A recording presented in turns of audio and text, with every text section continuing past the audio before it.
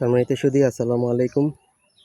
এটা হচ্ছে ব্রাহ্মণবাড়িয়া জেলা নবীনগর থানা সামগ্রাম ইউনিয়নের সামগ্রামের 5 নং ওয়ার্ডের একটি মরিচের প্রজেক্ট। আমারই মরিচের প্রজেক্ট।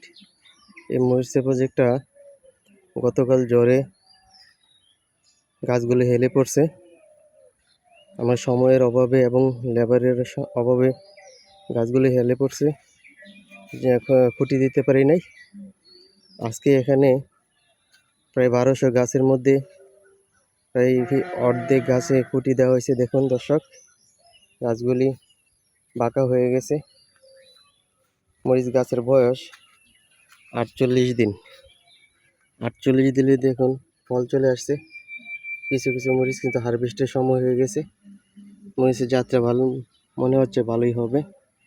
মানে এটা আমার একটা অপরিচিত জাত। আমার একটা পরিচিত লোক থেকে আনছিলাম চারাগুলি, বলছি ইন্ডিয়ান জাত। 48 দিন বয়সে হারভেস্টের সময় হয়ে গেছে এবং ফলও খুব ভালো দেখা যাচ্ছে। মরিচের ফুলও খুব ভালো। তাই দর্শক, আপনারা যারা মরিচ চাষ করবেন, দেখুন দর্শক, আমার মরিচের গাছগুলি কিন্তু এই যে হেলে পড়ছে, প্রায় শুয়ে গেছে। আপনারা যারা মরিচ চাষ করবেন খুব সাবধান এবং সতর্কতার সহিত মরিচ চাষ করবেন, কারণ মরিচ গাছ হেলে পড়লে দেখুন এক রাতের মধ্যে গাছগুলো বাঁকা হয়ে উপরের দিকে উঠে আসতেছে। গাছের একটু প্রাকৃতিক ধর্ম আছে, যা হচ্ছে উপরের দিকে ওঠা। এখানে শুয়ে থেকে কিন্তু গাছ বাঁকা করে উপরের দিকে উঠে আসতেছে। দেখুন দর্শক, শুয়ে গেছে। মরিচ গাছগুলো থেকে আজকের মধ্যে খুঁটি দিতে হবে। যদি দেরি করে দিলে আরও ব্যাপক পরিমাণে ক্ষতি হয়ে যাবে।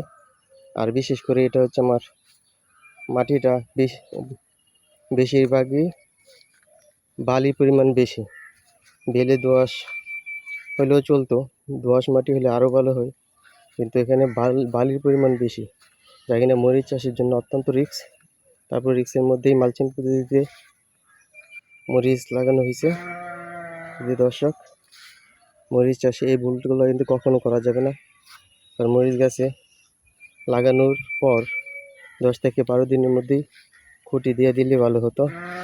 আপনারা যারা মরিচ চাষ করবেন, খুঁটির ব্যবস্থা আগে থেকে রাখবেন এবং মরিচ চারা জাতা হওয়ার সাথে সাথে খুঁটি দিয়ে দিবেন। যদি দর্শক দেখুন, এটা হচ্ছে আমার বর্ষাকালীন এবং গ্রীষ্মকালীন জাত। দেখুন দর্শক, গাছটা কিন্তু হেলে পড়ছে।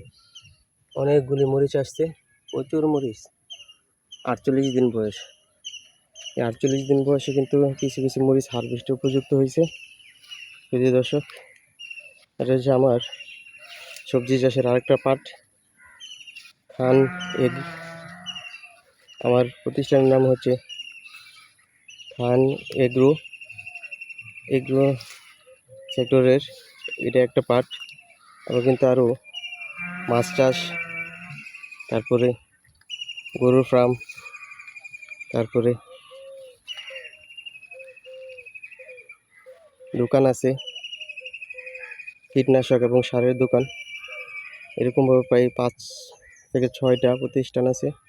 এই প্রতিষ্ঠানের মধ্যে খান এগ্রোর এটা হচ্ছে আমার সবজি প্রজেক্টের মরিচ চাষ। সম্মানিত সুধী, আমি হাফিজ খান আপনাদের সঙ্গে আছি, সবসময় থাকবো এবং ভালো মন্দ ভিডিও দিব। তো দর্শক, আপনারা আমার চ্যানেলটাকে সাবস্ক্রাইব করে পাশে থাকুন এবং নতুন চ্যানেলটাকে এগিয়ে নেওয়ার জন্য সহযোগিতা করুন এবং বিভিন্ন সবজি আবাদ সম্পর্কে জানতে পারবেন। তাই দর্শক, আমার চ্যানেলটাকে সাবস্ক্রাইব করুন। ধন্যবাদ সবাইকে। আসসালামু আলাইকুম।